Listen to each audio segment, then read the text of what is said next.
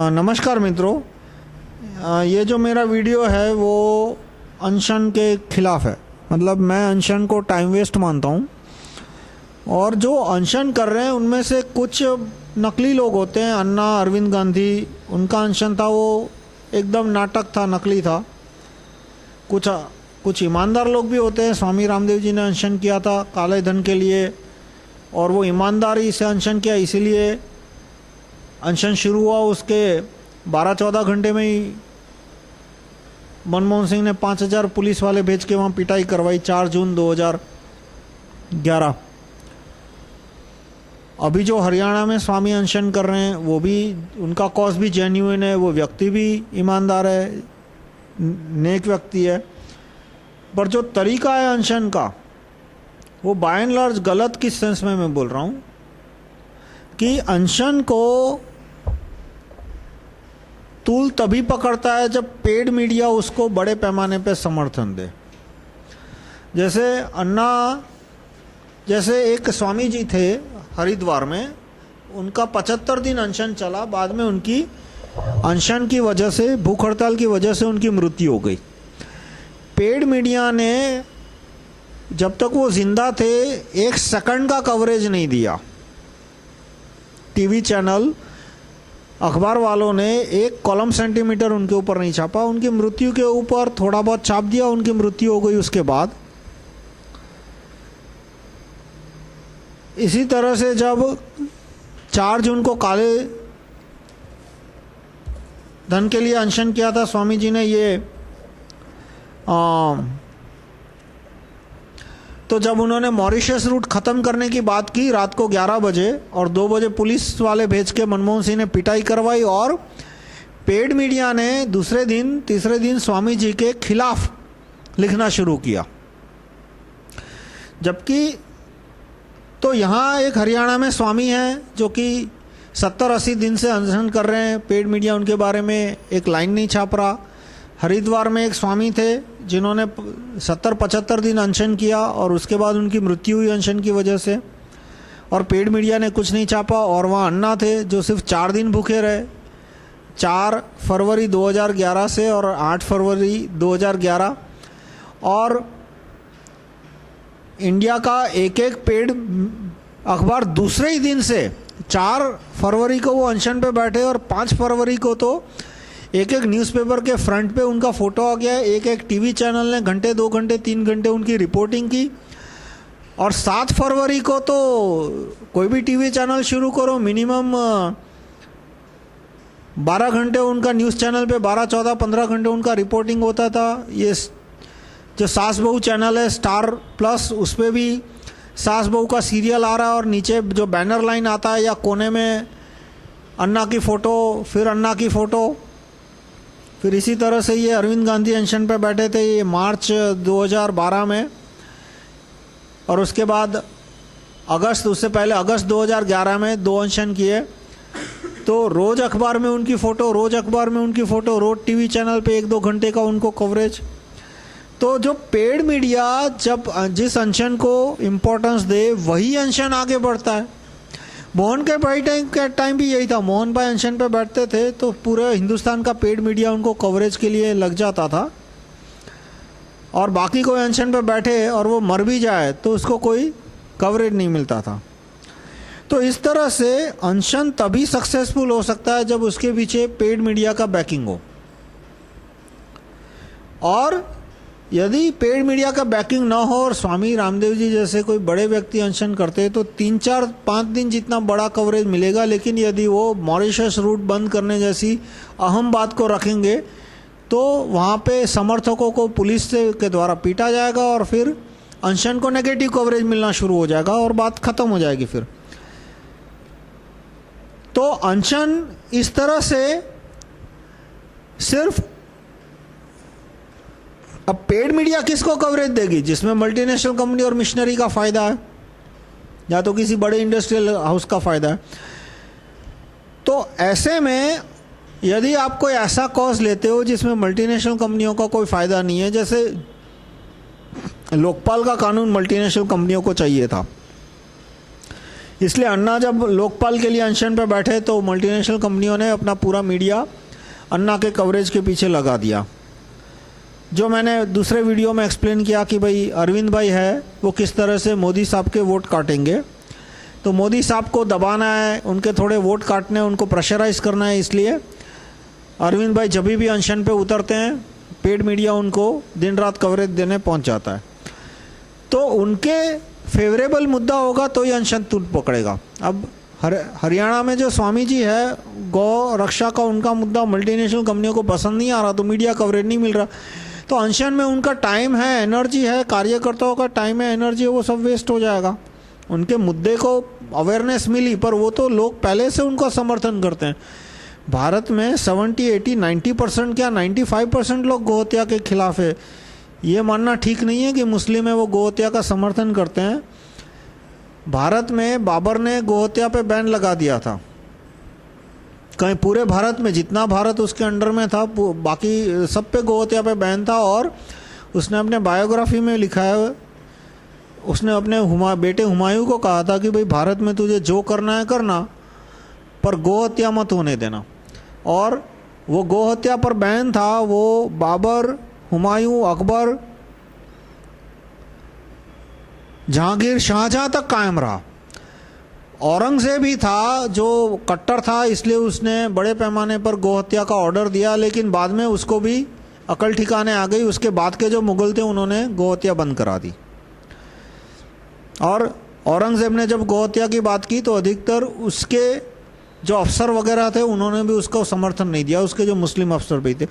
तो हिंदुस्तान में 99% लोग गोहत्या के खिलाफ है। जिनको गाय काटने से पैसा मिल रहा है वो तो करेंगे ही, वो तो क्रिमिनल है।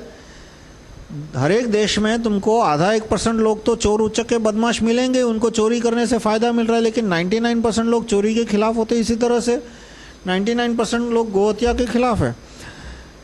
तो ऐसे में अनशन में कार्यकर्ताओं का टाइम, एनर्जी, फोकस है वो गलत डायरेक्शन में चला जाता है। अब दूसरा मुद्दा लीजिए, जैसे पूना में लोकल बॉडी टैक्स है, महाराष्ट्र में, पूरे महाराष्ट्र में, अकेले पूना में नहीं।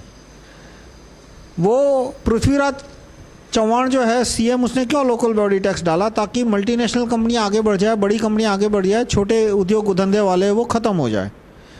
अब ऐसे में कोई यदि वहाँ पे अनशन करेगा तो उसको मीडिया कवरेज नहीं मिलेगा। वहाँ के जो व्यापारी थे उन्होंने वहाँ पे अनशन किया तो कुछ 2 महीना तो वहाँ पे पूना बंद रहा, 1.5-2 महीना तक पूना बंद रहा।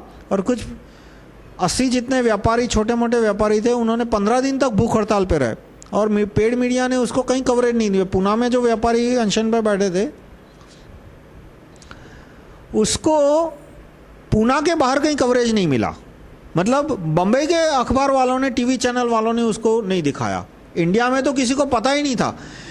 1.5 महीना पूना बंद रहा, अधिकतर वहाँ पे 90-95% दुकानें बंद थी। अहमदाबाद के तो एक अखबार ने, एक टीवी चैनल ने उसको दिखाया नहीं, एक नेशनल न्यूज़ चैनल ने उसको दिखाया नहीं। इसी तरह से अभी जो सोने पे जो कस्टम ड्यूटी डाली है उसकी वजह से सारे ज्वेलर है वो प्रॉब्लम में आ गए, खास करके छोटे ज्वेलर। उनका पूरा एक्सपोर्ट का बिजनेस ख़त्म हो गया। पूरा एक्सपोर्ट का बिजनेस वो SEZ के हाथ में चला गया, क्योंकि SEZ वाला सोना इंपोर्ट करता है तो उसको कोई कस्टम ड्यूटी नहीं देनी पड़ती और वो सोना एक्सपोर्ट करता है। अब यहाँ का कोई लोकल आदमी यदि सोना इंपोर्ट करता है तो उसको कस्टम ड्यूटी भरनी पड़ेगी। बाद में एक्सपोर्ट करेगा तो उसको कस्टम ड्यूटी में से रिबेट वापस मिलेगा, पर वो लेने के देने में उसको 2-2 साल निकल जाते हैं। ये फॉर्म भरो, वो फॉर्म भरो, और जब पैसा देना होगा तब देंगे। यानी आज मान लो मैं ज्वेलरी में मैंने सोना इंपोर्ट किया, मैंने 6% ड्यूटी भरी, अब मैंने एक्सपोर्ट किया, वो 6% लेने में मेरे को सरकारी कचहरी के धक्के खा खा के मेरे टांग घिस जाएगी और 2 साल बाद मिलेगा। यानी वो धंधे में से ही निकल गया। अब तो इस तरह से छोटे ज्वेलर थे, उनके हाथ में से पूरा एक्सपोर्ट का अपॉर्चुनिटी चली गई। अब इस पर कोई अनशन करेगा तो पहले तो पेड मीडिया उसको कवरेज नहीं देगा, और इनमें इनका जो आंदोलन चला था ज्वेलर का, तो उसमें 1 महीने ज्वेलरी की दुकानें बंद रही सारी। तो उसमें फ़ायदा किसमें हुआ? ये तनिष्क जैसी चेन को फ़ायदा हुआ, क्योंकि उन्होंने अपनी दुकान चालू रखी। अब जिस आदमी को गहने खरीदने हैं, कोई शादी का प्रसंग है या जो भी उसके घर पे प्रसंग है, तो जो बड़े डिपार्टमेंटल स्टोर थे तनिष्क या वहाँ पे जाके वो खरीद लेता था, तो 1 महीने इन्होंने बिजनेस गंवा दिया और सरकार टस से मस नहीं हुई। ऊपर से उस समय 4% कस्टम ड्यूटी थी, अब बढ़ा के 6% हो गई। तो तरीका क्या है? सरकार पे दबाव डालना हो। जहाँ तक मेरा मानना है, मैं तरीका मानता हूँ कि हम कार्यकर्ता आम आदमी को, नागरिक को ये कन्विंस करें कि भाई ये कानून उसके फ़ायदे में है, और वो कानून एसएमएस से वो सीधा एमपी को एसएमएस से ऑर्डर भेजे कि ये कानून गैजेट में छापो। यानी कि नागरिक सीधा एसएमएस से ऑर्डर करे कि ये कानून गैजेट में छापो। अब 40 करोड़ नागरिक यदि एक हुक्म छापने को ऑर्डर करेंगे एसएमएस से, तो वो कानून पास हो जाएगा बिना किसी अनशन, बिना किसी धरने, बिना किसी डेमोन्स्ट्रेशन से। 40 करोड़ यानी क्या कि देश में 80 करोड़ वोटर है। यदि 40 करोड़ ऐसे यानी मेजोरिटी प्रूव हो गई, एक्सप्लिसिट प्रूफ आ गया, तो 40 करोड़ या मेजोरिटी के एसएमएस में क्या ताकत है कि यदि मेजोरिटी भारत के नागरिक एक स्पेसिफिक एसएमएस भेजते हैं अपने अपने सांसदों को, तो अहिंसा मूर्ति महात्मा उधम सिंह प्रधानमंत्री को मिलने जाएंगे ये कन्विंस करने के लिए कि वो कानून उन्हें गैजेट में छापना चाहिए। और अहिंसा मूर्ति महात्मा उधम सिंह की बात करने में एक खूबी है, उनका बात करने का तरीका इतना अच्छा है कि अंग्रेज़ भी उनकी बात को मान गए थे। अंग्रेज़ प्रधानमंत्री भी उनकी बात को मान गए थे और उन्होंने ये जो कानून पास किया था, इंडियन इंडिपेंडेंस एक्ट, महात्मा उधम सिंह के कहने पे वो पास किया था। तो भारत के प्रधानमंत्री मान जाएंगे। और मान लो आपको डाउट है कि 1-2% प्रधानमंत्री यदि नहीं माने, तो उसके बाद के जो प्रधानमंत्री आएंगे वो उसकी बात मान जाएंगे। तो इस तरह से कार्यकर्ताओं को अपनी एनर्जी लगानी चाहिए कानून का स्टडी करने में, नागरिकों को वो कानून समझाने में, और नागरिकों को ये कन्विंस करने के लिए कि ये कानून गैजेट में छापा जाए। इस तरह का एसएमएस से ऑर्डर आप अपने एमपी को भेजो। मेरा एक दूसरा वीडियो है और फेसबुक पे मेरा पोस्ट है। आप मेरे फेसबुक प्रोफाइल पे जाओगे, मेरे नोट्स दिखेंगे। मेरे नोट्स में आप एसएमएस पे सर्च करोगे तो 3-4 नोट्स मिलेंगे। एक नोट्स में मैंने एक्सप्लेन किया क्यों ये एसएमएस धरनेबाजी, नारेबाजी, रैली निकालना, अनशन करना, भूखे रहना, दीवार से सर पटकना, इन सब तरीकों से अच्छा तरीका है एसएमएस भेजना। एसएमएस से हुक्म भेजना, एसएमएस भेजना नहीं। नागरिक अपने सांसद को एसएमएस से ऑर्डर भेज रहा है, ऑर्डर वर्ड इंपॉर्टेंट है, वो अच्छा तरीका है। और क्यों 40 करोड़ एसएमएस में ऐसी क्या ताकत है कि प्रधानमंत्री उसकी बात मान लेंगे? 40 करोड़ एसएमएस में अपने आप में इतनी ताकत नहीं है, लेकिन 40 करोड़ नागरिक महात्मा उधम सिंह को ये कन्विंस करते हैं कि उन्हें प्रधानमंत्री से मिलना चाहिए, और ताकत है वो महात्मा उधम सिंह में है। वो सब मैंने अपने दूसरे वीडियो में एक्सप्लेन किया और ये फेसबुक पोस्ट में किया। अपनी इस वीडियो को मैं समराइज़ करूँगा कि मैं जो अनशन करने वाले हैं उसमें बेईमान लोग भी है, अन्ना और अरविंद गांधी जैसे, ईमानदार लोग भी है, स्वामी रामदेव जी जैसे, और हरियाणा में जो स्वामी अनशन कर रहे हैं, जो गंगा की सफाई के लिए जिन्होंने हरिद्वार में अनशन किया था और उनकी मृत्यु हुई। लेकिन जो अनशन करेंगे जिसमें मल्टीनेशनल कंपनियों का फ़ायदा है, जैसे Lokpal with no right to recall, Lokpal या तो मोदी के वोट काटने के लिए कोई नई पार्टी खड़ी कर दो, तो ऐसे ही अनशन को पेड मीडिया कवरेज देगा।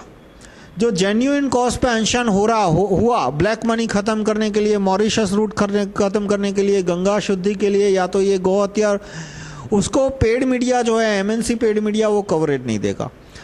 अब पेड मीडिया कवरेज नहीं देगा तो बात है वो आगे नहीं बढ़ेगी, दब जाएगी।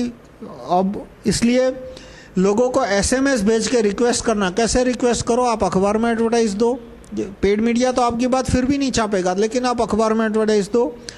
अब एसएमएस की बात ऐसी है कि आम आदमी के बस में है। आपको रैली निकालना तो आम आदमी के बस में नहीं है कि वो अपना पूरा दिन है वो नौकरी से कैंसिल करके अपना नौकरी धंधा छोड़ के एक दिन पूरा रैली में जाए। और रैली होगा तो दूसरे दिन पेड मीडिया रिपोर्टिंग नहीं करेगा। लेकिन यदि करोड़ों नागरिक एसएमएस भेज रहे हैं तो उसको रिपोर्टिंग की ज़रूरत ही नहीं है। हर एक नागरिक को पता चल गया कि करोड़ों नागरिक एसएमएस भेज रहे हैं। मीडिया, बिना मीडिया के पब्लिसिटी मिलती है। जो एसएमएस कैंपेन है वो बिना मीडिया के पब्लिसिटी दिला देता है। मीडिया की ज़रूरत ही नहीं है। एसएमएस अपने आप में एक बहुत बड़ा मीडिया है।